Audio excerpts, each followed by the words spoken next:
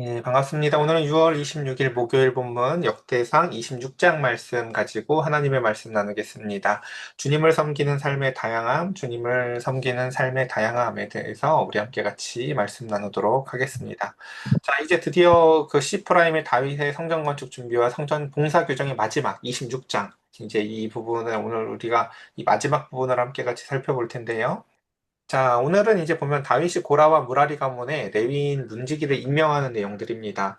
그러니까 이런 걸 여러분 볼 때 이제 본문을 보고 막 이렇게 족보라든가 이걸 막 상세하게 그 정리해보고 싶은 욕구가 들어요. 성경을 사모하는 사람에게는요. 근데 이제 오늘 본문 같은 경우는 그게 본문의 주 목적이 아니에요. 그러니까 이런 거 보시고 막 나 말씀 사랑하니까 이렇게 정리해봐야지 굳이 그렇게 하시지 않으셔도 됩니다. 왜냐면 오늘 이제 25장과 다르게 26장은 약간 애매하고 복잡하게 쓰여 있는데 그냥 큰 맥락에서의 내용만 제가 정리해드리고 중요한 우리가 이제 결국은 그 말씀을 가지고 삶에서 무엇을 가지고 살아가야 되나라는 이제 그 내용을 아는 게 중요하기 때문에 그 내용 중심으로 정리를 해보도록 하겠습니다. 먼저 보면 이제 고라 사람들의 문지기 반들은 이러하니라라고 하면서 아삽의 가문 중에서 고레의 아들 무셀레마야는 하면서 이제 여기서 지금 이야기하고 싶은 건 뭐냐면요. 그 고라 자손들의 문지기 반이 크게 무셀레마야랑 오베데돔 이렇게 둘로 분파가 되어져서 그 가운데서 문지기 가문들이 생겨났는데 사절로 넘어가 볼게요.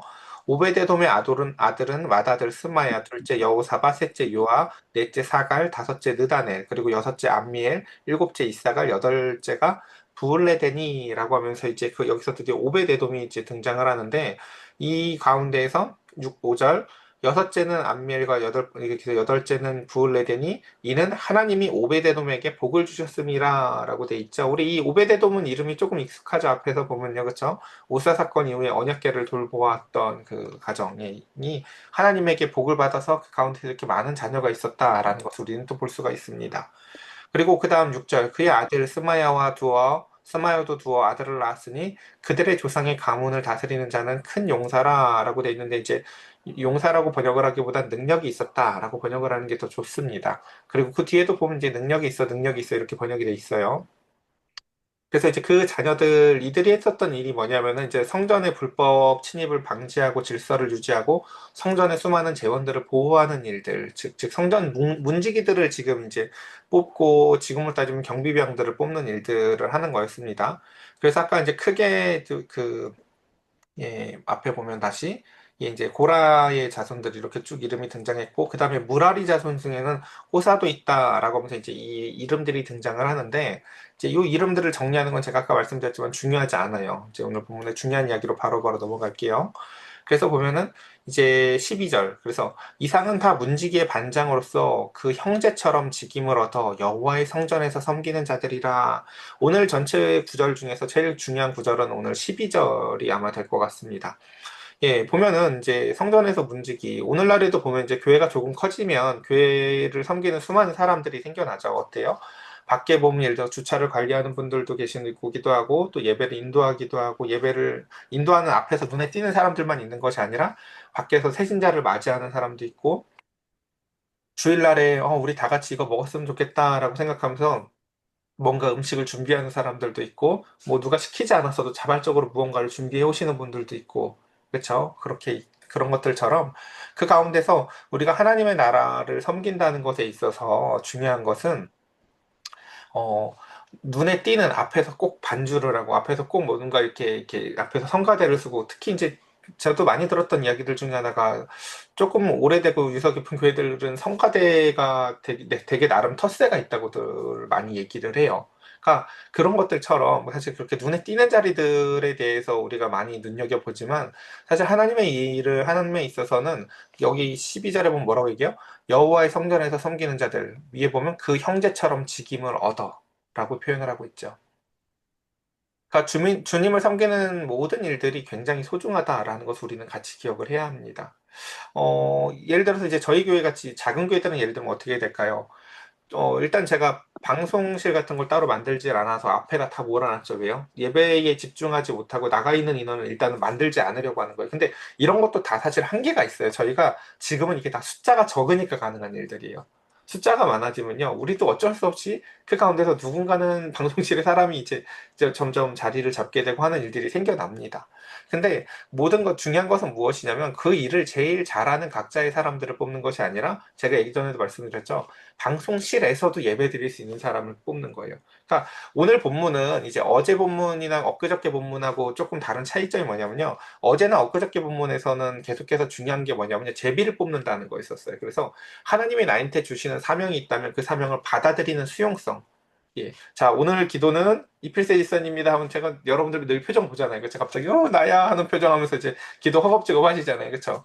그게 제비뽑기의 되게 원리와 비슷하다면 오늘 본문은 좀 더 중요한 사람들을 사실 어떻게 보면 뽑는 것 수도 있는데 그 일을 계속해서 해나갈 사람들이에요. 왜냐면 이 사람들은 이제 저 뒤에 보면 아시겠지만 성전을 관리하는 사람들이기도 하고 그 가운데서 재물을 관리하는 예를 들면 재정부장 같은 사람들이 뒤에 등장하게 돼요. 이런 사람들이기도 하고 그 일을 굉장히 소중하게 여기고 지속적으로 그 일을 자발적으로 해 나가야 될 사람들이기 때문에 그렇습니다.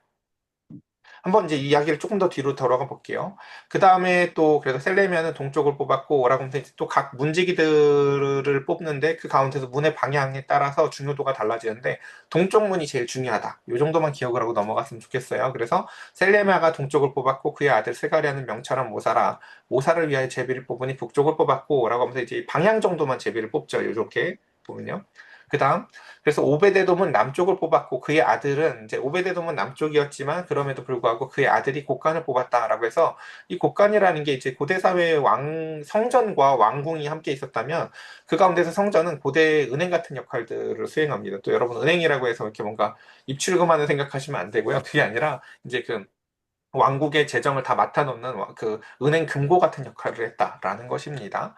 그 다음 또 쭉 이름이 등장을 하는 가운데에서 고라와 무라리 자손의 문지기 직책은 이러하였더라라고 하면서 이제 이렇게 정리가 되어집니다. 예, 그 다음 또 뒤로 넘어가 볼게요. 오늘 빨리 넘어가는 이유가 일단 시간이 제가 오늘 진짜 뒤에 빨리 정리를 하기도 해야 되지만 이제 뒤에 중요한 것은 이제 적용과 내용 이야기를 중심으로 하려고 해요. 20절. 레위 사람 중에 아이야는 하나님의 전 곡간과 성물 곡간을 맡았다라고 돼 있죠. 그래서 여기 보면 이제 하나님의 전 곡간에는 과연 뭐가 들어 있었을까요? 거기에는 11조 헌물, 그리고 전쟁에서 승리한 전리품들, 그리고 왕의 예물들. 그리고 이제 뭐 우리가 고대 사회에서도 그렇죠. 이렇게 뭐 많이 가진 사람이 많이 헌금을 할 수가 있잖아요. 그렇죠? 그러니까 그 곳간에는 이제 대부분 왕이나 장군들이 한 그 헌금 헌물들이 굉장히 많았었어요. 전쟁에서 승리해서 많은 것들을 탈취해 갖고 오잖아요. 근데 그것들의 상당량을 그 가운데서 다시금 하나님께 드렸거든요.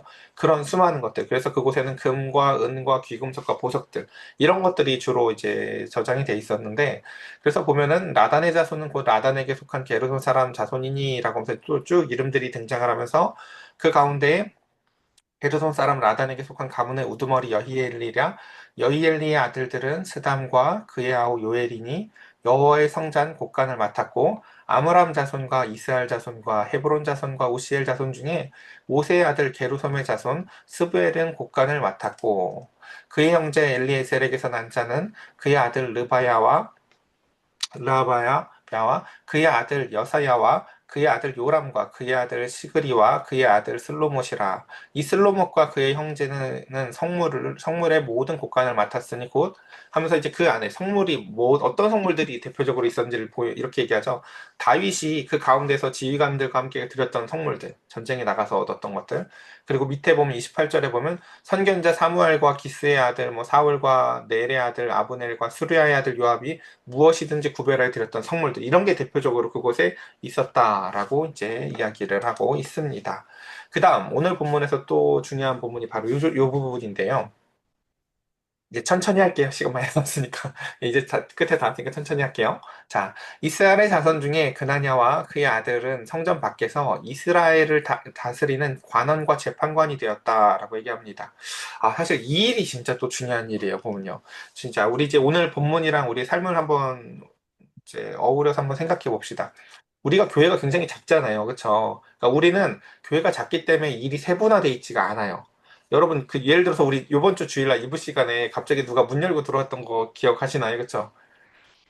어, 뭔가 우리 교회 사정당 그쵸 지금 막 이런 지금 그냥 이게 삶에 대해서 빨리 나누고 제가 빨리 끝낼게 하고 있는데 누가 문을 열고 들어왔잖아요, 그쵸? 그러니까 저로서는 앞에 해놓은 약속이 있기 때문에 지금 막 그 사람을 맞아서 환영해드리고 막 뭐를 하기가 머릿속이 복잡했어요. 저 사람을 내가 어떻게 대해야 되지? 근데 우리 중에도 그럼 누군가가 새신자가 왔을 때 어서 오세요 하고 가서 안내하는 사람이 우리 중에 일을 맡아놓은 사람이 없죠. 그러니까 그 일을 누가 해야 될지 모르고 문을 열고 간 다음에 주보 없어요. 근데 하필 요즘 주보도 인사를 안 해요. 그러니까 줄 것도 하고 돌아갔단 말이에요. 그러니까 그런 것들을 통해서 이제 우리는 한번 다시 돌아보게 되는 거죠. 자, 그럼 우리에게 있어서 우리가 새로운 사람이 교회에 왔으면 하고 기도는 했지만 그런 사람이 왔을 때 그 일을 책임을 맡을 사람을 우리가 준비해 놓지 않았구나라는 걸 우리가 아는 거죠. 그런 것들을 통해서 이제 우리가 돌아보게 되는 거예요. 하나님한테 우리가 무엇을 기도하기만 하는 것이 아니라 그 일을 준비도 해야 되고 그 일을 위해서 우리가 각자 사실은 생각을 미리 하고 있어야 되는 거죠. 그러니까 예를 들어서 또 하나만 얘기를 해볼까요? 만약에 예배 시간 중에나 그 중간에 우리는 또 밖이 보이질 않잖아요. 누가 들어오는 사례가 나요. 그럼 그거 누가 나가봐야 될까요? 그렇죠. 일이 분명하지 않죠. 저희 교회가 우리가 예배 시간이에요. 예를 들어서 근데 사모라는 자리가 예를 들면 있잖아요. 그렇죠? 그러면 아이들을 데리고 앞에서 열심히 예배를 드려야 될 것 같기도 하고, 근데 뒤쪽에 자리에 앉아 있다가 뭐가 필요하면 그 사람을 챙겨줘야 될 것 같기도 하고, 밖에서 소리가 나면 나가보고 누군가를 맞아들여야 될 일을 해야 될 것 같기도 하죠. 자, 예배 시간에 누가 오면 어떻게 될까요? 여러분, 이게 정답이 없어요. 그러니까 뭐 하나의 일을 딱 맡길 수가 없어요. 왜? 교회가 작으면 규모가 작고 그 가운데에서 그때그때 중요도가 다르니까요. 그렇죠? 오늘은 별다른 방해가 없다 싶으면 아이들 데리고 앞에서 열심히 예배 드려야 될 수도 있는 거고, 어, 우리가 또 뭐 주방 일도 여러분들 나름대로 그 나눠서 하시지 않으세요? 그쵸? 물을 끓여야 된다고 하면 뒤쪽에서 예배는 드리지만 주방에 신경 쓰고 있어야 되는 사람이 있기도 하죠. 그런 식으로 사실은 우리가 그 모든 일들 가운데 눈에 보이지 않지만 내가 보는 한 가지 일만 있는 것이 아니라 사실은 교회가 작아도 필요한 수많은 일들이 있어요. 그쵸? 그런 일들에 대해서 좀 더 자발적으로 누군가가 생각을 하고 일을 나누는 일들이 필요한데 그 일들을 할 때 눈에 보이는 일은 굉장히 간단하죠. 하지만 그 일을 해보면 일이 간단하지 않다는 걸 일을 해본 분들은 알아요. 그 일이 어떤 작은 일이든 큰 일이든. 하찮아 보이는 예를 들어 국수 사는 일도요. 물이 끓으면 넘치고요. 예. 아무도 안 볼 때 교회에 벌레가 나타나면 그 벌레를 누가 잡기도 해야 되고요. 그냥 작은 일이든 큰 일이든 알게 모르게 사실은 교회에는 수많은 일들이 있어요. 근데 이제 오늘 본문을 이제 정리를 해볼게요. 그런 일들을 할 때, 이제 제일 나쁜 게 뭐냐면요. 말만 하는 사람들이에요. 그렇죠? 자기가 하나님 앞에 무엇을 섬길까를 고민하고 예를 들어 이번 주에 새 신자가 왔는데 아무도 안 나가 왜? 라고 불평하는 사람이 아니라 그럼 누군가가 왔을 때 누가 그걸 맞아들일 거고 어떻게 준비가 되어 있을까라고 고민하면 내가 할 일을 고민해야 되는 것입니다. 그리고 그 일에 있어서 제일 중요한 게 이거예요. 첫 번째는 뭐냐면요. 이제 그 이스라엘을 다스리는 일이라 여러분 다스린다는 단어가 등장하면요. 무조건 공의와 의를 떠올리셔야 돼요. 하나님의 나라는요, 무조건 공의와 의로 다스리는 거거든요. 공의와 의가 뭐죠? 하나님이 주신 사랑이 우러나와서 그 사랑으로 말미암아 행동하고 하나님과 동행하면서 그 행동을 해서 이거 하나님이 하시는 일이에요 할 수 있는 모습이라고요. 그래서 이것을 또 다른 표현으로 이렇게 예전에 많이 말씀을 드렸던 것 같아요. 사랑이라는 그릇에 진리를 담아서 서빙하는 거랑 비슷해요. 그러니까 예를 들면 제가 저희 어머니랑 전화 통화를 자주 하는데 그닥 통화가 유익할 때가 많지 않거든요. 왜 그러냐면요. 저도 목사지만 저희 여러분들 아시죠? 이렇게 우리가 밖에서는 잘해도 안에서 잘하기 쉽지 않은 거. 제가 저희 어머니니까 내 머릿속에는 진리는 있잖아요. 그렇죠? 근데 그걸 어머님이랑 통화하기 전에 기도하고 이렇게 하지 않아요. 그러니까 사랑이라는 그릇에다가 딜리버리 하는 게 되게 약해요, 보면요. 여러분들이 교회에서도 많이 보시지 않아요? 그렇죠? 목사가 엄마한테 좀 막하죠. 그렇죠? 그러니까 그게 사랑이라는 그릇에 진리를 담아서 드리는 게 굉장히 중요하다. 이걸 우리가 꼭 기억했으면 좋겠습니다. 그래서 이 부분을 조금 더 이제 설명을 드리면 이래요. 여러분, 진짜 훌륭한 설교가 뭘까라고 우리가 생각해 볼 때, 제일 훌륭한 설교는, 내가 은혜되는 거, 내가 감동되는 거, 나한테 기준점이 있는 게 아니라요. 첫 번째는 말씀에 충실했는가요? 왜냐하면, 여러분, 성경은 원래 2000년, 3000년 전에 쓰여진 굉장히 어려운 문헌과 글이고 굉장히 두꺼운 글이죠. 근데 그걸 우리한테 맛있게 요리해서 내 입에 맞느냐가 그게 본질이 아니라요. 얼마나 본문에 충실했냐는 거예요, 사실요. 이게 제일 첫 번째 중요한 요소인데 더 중요한 설교가 있어요. 그러니까 우리는 요즘 유튜브가 하도 발달해서 참 다 비슷비슷해요. 이제 설교를 못하던 사람도요. 좋은 사람 설교를 듣고 따라할 줄도 알게 됐으니까요. 그러니까 정답은 비슷하게 흉내를 낼 줄 알아요. 근데 흉내 내지 못하는 게 하나가 있는데 그게 뭐냐면은 설교한 대로 살려고 애쓰는 게 두 번째 설교예요. 그러니까 알잖아요. 여러분 돈에 집착하지 마십시오. 여러분 거룩하게 사십시오. 하면서 강단에서 멋지게 설교하고 녹화해서 올릴 수 있어요. 근데 이제 거기에 올리지 못하는 게 뭐예요? 그 설교한 사람이 사는 모습을 우리는 옆에서 보죠. 그러고 뭐 돈에 집착을 해. 그러고 그 가운데서 거룩에는 관심이 없어. 그러면 우리는 그것을 통해서 더 이상 왜 이렇게 예배 시간에 저 사람이 전하는 말씀이 감동이 없지라는 의문을 갖게 되거든요. 감동이 없는 이유는 간단해요. 전한 말씀을 가지고 싸우는 걸 보질 못해서 그래요. 그리고 예를 들 게 없어요. 그러니까 자기의 삶으로 예를 들어야 되거든요. 말씀이 있으면 그걸 가지고 제가 이렇게 싸워봤는데 이렇게 힘들어요 라고 전해야 말씀과 삶이 어우러져서 그 가운데서 우리도 어떻게 살아야 될지 알아요. 근데 예화를 늘 무슨 뭐 저 캐나다에 있는 뭐 어떤 사람 이야기, 어느 가정 이야기 하면서 우리도 알지 못하는 저 멀리에서 예화를 일단 갖고 오죠. 그러니까 그게 말씀 가지고 네가 뭘 해본 건 아니구나 라는 게 느껴지는 거죠. 예. 그러니까 이건 비단 설교자에게만 이야기하는 게 아니에요. 그러니까 제가 이걸 이렇게 드리는 이야기는 뭐냐면요. 우리 모든 사람은 이런 면에서 사실 다 설교자예요. 목사만 설교자가 아니라. 말씀을 들었잖아요. 그리고 말씀을 전했잖아요. 강단에서는 설교자와 청중으로 나눠지는 것 같지만 삶의 자리에 가면 우리는 전부 다 설교자예요. 말씀 가지고 싸워서 결국 설교를 드러내는 사람들로 말입니다. 그럴 때야 비로소 드디어 평생 하나님 교회를 다녔어도 감동이 없던 것들이 삶의 자리에서 삶으로 싸울 때만이 그 가운데서 감동이 있고 그래서 토요일 날 모임 때 우리가 삶을 나누는 이유가 사실은 그 부분에 있습니다. 또 하나 말씀을 이제 정리해 볼게요. 그다음 뒤에도 그래서 보면 이제 꼭 그 선택된 사람들, 그 레위인들에서만 뽑는 것이 아니라 그 가운데서도 또 이제 밖에 있는 사람들에게서도 뽑는데 여기서 특징은 아까도 말씀드렸지만 제비뽑기보다 좀 더 신중하게 사람들을 선택하는 모습들을 볼 수가 있습니다. 그래서 이제 말씀 몇 개만 정리를 하면서 맞춰볼게요. 말씀 빨리 맞추겠다고 하니까 정말 어영부영하죠. 자, 이러니까 우리 그냥 30분 채우자고 그냥 천천히 하자고. 자, 역대하 19장 6절 7절에 보면요. 이제 이런 말씀이 있어요. 재판관들한테 이르는 거죠. 너희가 재판하는 것이 사람을 위하여 할 것인지 여호와를 위하여 할 것인지 네 마음을 잘 살피래요. 그러니까 재판을 한다는 건 사건을 보고 이게 맞아 저게 맞아라는 걸 생각하잖아요. 그렇죠? 근데 재판관들한테 제일 우선되는 건요. 모든 증거물들을 잘 수집하고 그것들을 잘 살펴라가 아니라 네 마음을 살피라는 거죠. 너 이거 누구 위해서 하는 거야? 라는 거죠. 그 왜요? 사람은 사람이거든요. 팔은 안쪽으로 굽기 마련이고요. 근데 그 가운데 우리는 하나님을 위하여 하나님이 대리 통치자로서 이 일을 한다는 걸 기억하라는 거죠. 그런즉 너희는 여호와를 두려워하는 마음으로 삼가 행해라 라는 것입니다. 무슨 뜻이냐면요. 하나님이라면 이걸 어떻게 판단하셨을까라고 생각하라는 거예요. 하나님도 다 내 마음 아시지. 그렇게 나한테 하나님을 갖다 끌어맞히지 말고요. 내가 하나님의 마음이 되어서 하나님이었으면 어떻게 하셨을까라는 것이죠. 여러분, 사랑은요, 어, 누군가에게 무한정 퍼주기만 하는 것이 아니라요. 그 가운데서 사실 누군가에게 무한정 듣는 것에 있어요, 먼저요. 어, 우리 희수가 연애를 했으면 좋겠는데 어떤 사람이 있다고 쳐봐요. 그 사람이 사랑의 전문가인지 사랑의 초본지를 뭘 통해서 알 수 있냐면 사랑의 초본은요. 희수한테 맨날 뭘 갖다 줄 거예요. 자기가 나름 뭘 막 준비해가지고요. 근데 사랑의 전문가는요, 뭘 갖다 주기 앞서서 열심히 들을 거예요. 뭘 좋아하는지 묻고, 어떻게 살아왔는지 들으면서, 이걸 하면 안 되겠구나, 이걸 꼭 해줘야겠구나, 라고 하면서 말에 응답하는 삶을 살아나갈 거예요. 네가 그때 이런 거 싫어한다고 해서 나 이거 안 하는 거잖아. 그때 네가 이거 좋아한다고 해서 내가 생각해서 갖고 와봤어. 라고 열심히 묻고, 그 다음에 들은 대로 행하려고 애를 쓸 거예요.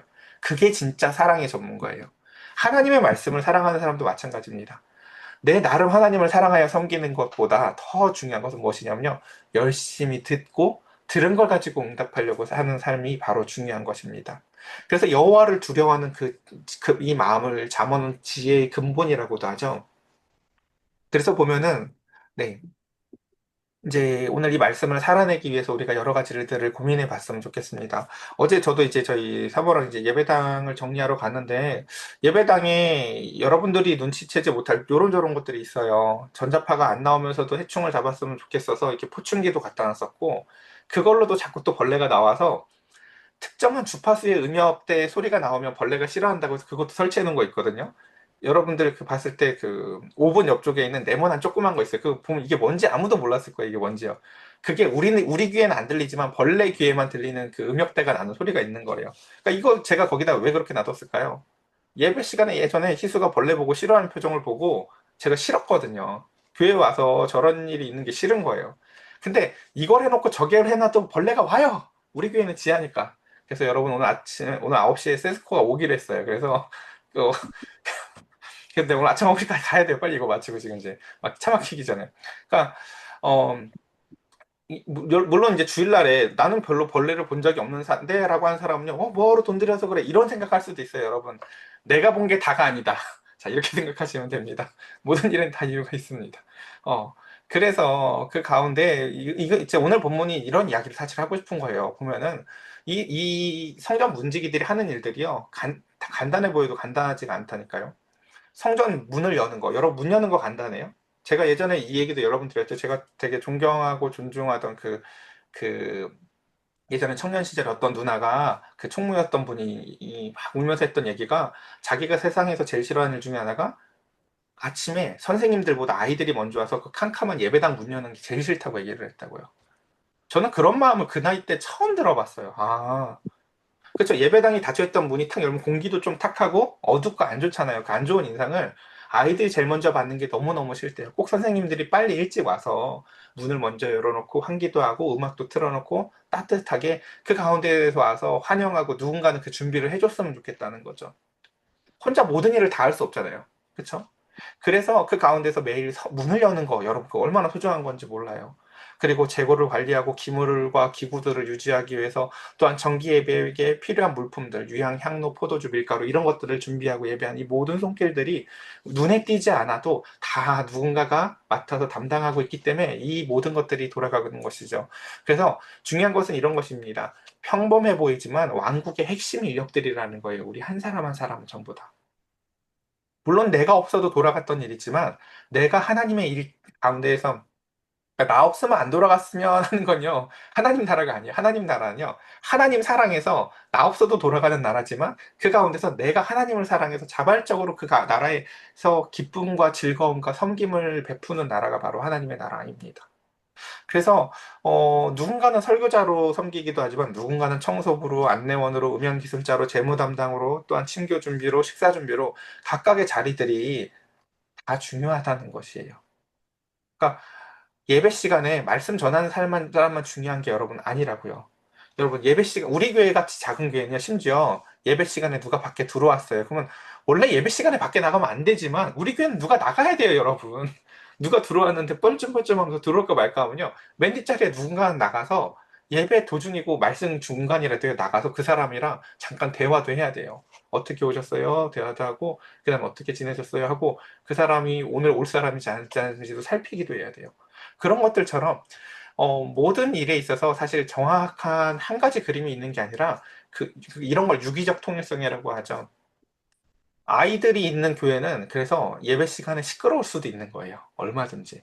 제가 자주 얘기하죠. 하라니까 예배 시간에 걸어 다니면 우리가 적응을 해야 된다고 얘기를 말씀을 드리죠. 그것처럼 정령화된 예배의 모습이 있는 것이 아니라 하나님을 사랑하는 수많은 나이대와 수많은 사람들이 어우러져서 예배를 드리는 유기적 공동체가 바로 교회와 교인들이라는 걸 기억했으면 좋겠습니다.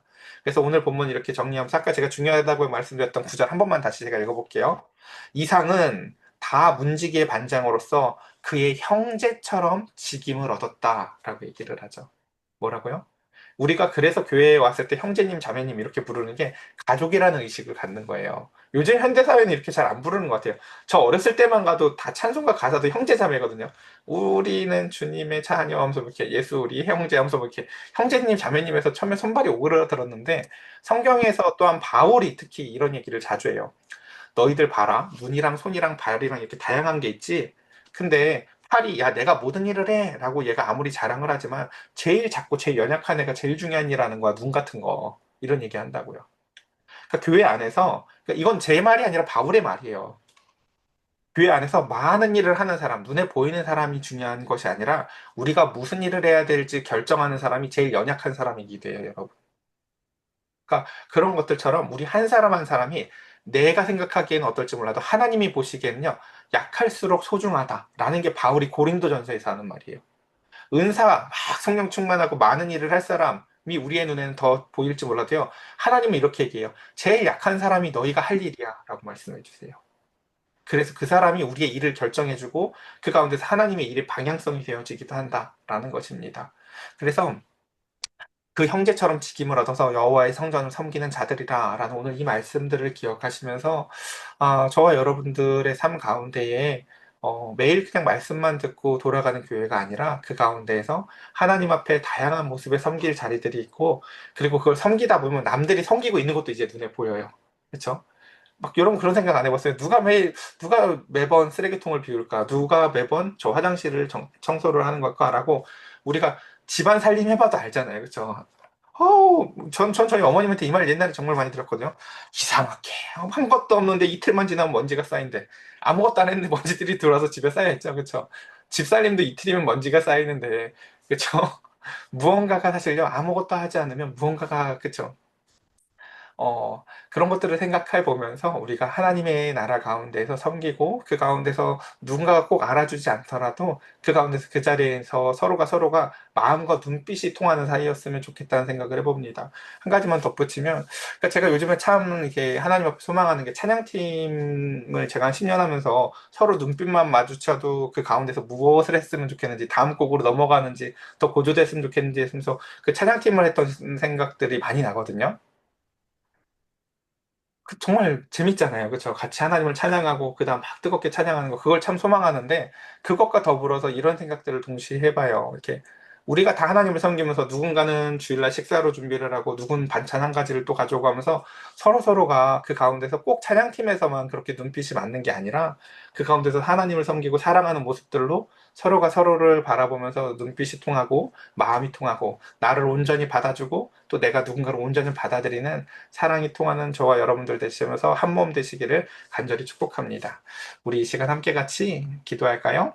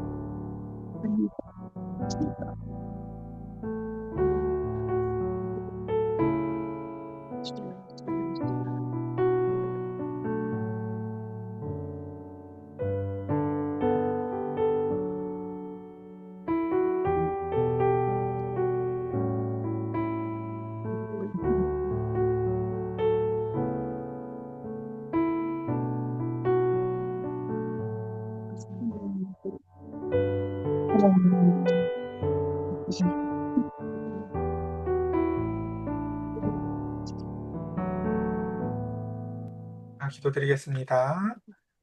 하나님, 우리는 참으로 연약합니다. 늘 행동이 앞서고 말이 앞서고 그 가운데에서 신중하지 못할 때가 참 많습니다. 주님, 우리가 행하는 일이 내가 사람을 위해 살 것인지 하나님을 위해서 하는 것인지를 되돌아보라는 그 말씀처럼 우리가 한 걸음 늦추더라도 다시금 마음의 방향을 잘 조절하여 그 진리를 사랑에 담아 내릴 줄 아는 우리가 되게 하시고 내가 보기엔 이게 제일 중요해 보여도 다른 그림들과 다른 모습을 바라보아하며 다른 측면도 있을 수 있음을 늘 기억하게 하여 주시사 우리가 섬기는 모든 자리가 중요하다는 것을 기억하게 하여 주시옵소서. 말씀을 전하는 목회자에게만 영광이 돌아가는 교회가 아니라 오직 그 너머에 있는 하나님만이 영광을 받으시는 교회가 되게 하시고 또한 그 가운데서 섬기는 모든 자리 가운데 어린아이와 같은 자발적인 마음으로 섬기는 수많은 손길들이 하나님 마음이 통하고 사랑이 통하고 하나님이 주시는 은혜가 넘치는 가정들과 교회들이 되게 하여 주시옵소서. 주님, 그 무엇도 자랑하지 아니하고 오직 십자가만을 사랑만을 우리 주 예수 그리스도만을 자랑하며 하나 되기를 기뻐하는 교회와 가정들 되게 하여 주시옵소서. 우리 주 예수 그리스도의 이름으로 기도드렸사옵나이다. 아멘.